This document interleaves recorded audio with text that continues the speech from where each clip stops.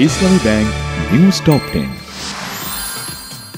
ছাত্র জনতার অভ্যুত্থান ঠেকাতে সরাসরি গুলি চালাতে শেখ হাসিনার দেয়া নির্দেশের সত্যতা মিলেছে। বিবিসির অনুসন্ধানী প্রতিবেদনে উঠে এসেছে বিষয়টি।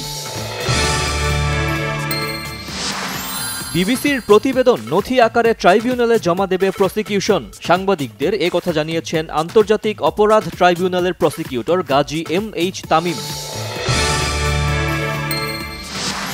বিএনপি মহাসচিব মির্জা ফখরুল ইসলাম আলমগীর বলেছেন, গণহত্যার জন্য দায়ী শেখ হাসিনা, তার বিচারের পাশাপাশি দল হিসেবে আওয়ামী লীগেরও বিচার হতে হবে।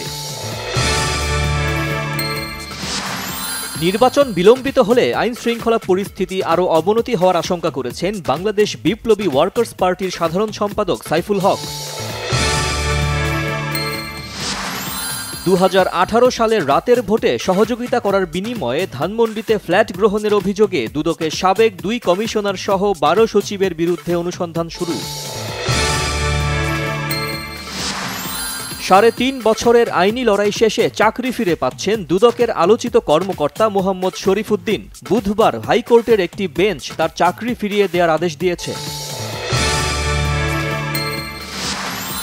উন্নয়ন সহযোগী সংস্থার পরামর্শে নয়, দেশের স্বার্থে সংস্কার হচ্ছে জানিয়েছেন অর্থ উপদেষ্টা doctor Saleh Uddin Ahmed. Accounting and auditing সামিটে একথা জানান তিনি।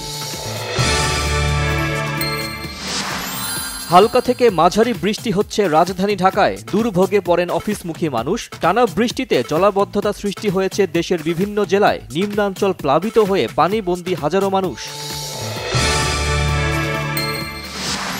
দ্বিপক্ষীয় সম্পর্ক, আঞ্চলিক নিরাপত্তা আর শান্তি প্রতিষ্ঠার বিষয়ে সৌদি যুবরাজ মোহাম্মদ বিন সালমানের সাথে বৈঠক করেছেন ইরানের পররাষ্ট্রমন্ত্রী আব্বাস আরাগচি। ফিফা ক্লাব বিশ্বকাপের ফাইনালে চেলসির প্রতিপক্ষ পিএসজি নাকি রিয়াল মাদ্রিদ, মীমাংসা হবে আজ। নিউ জার্সির মেটলাইফ স্টেডিয়ামে বাংলাদেশ সময় রাত 1টায় মুখোমুখি হবে 2 জায়ান্ট।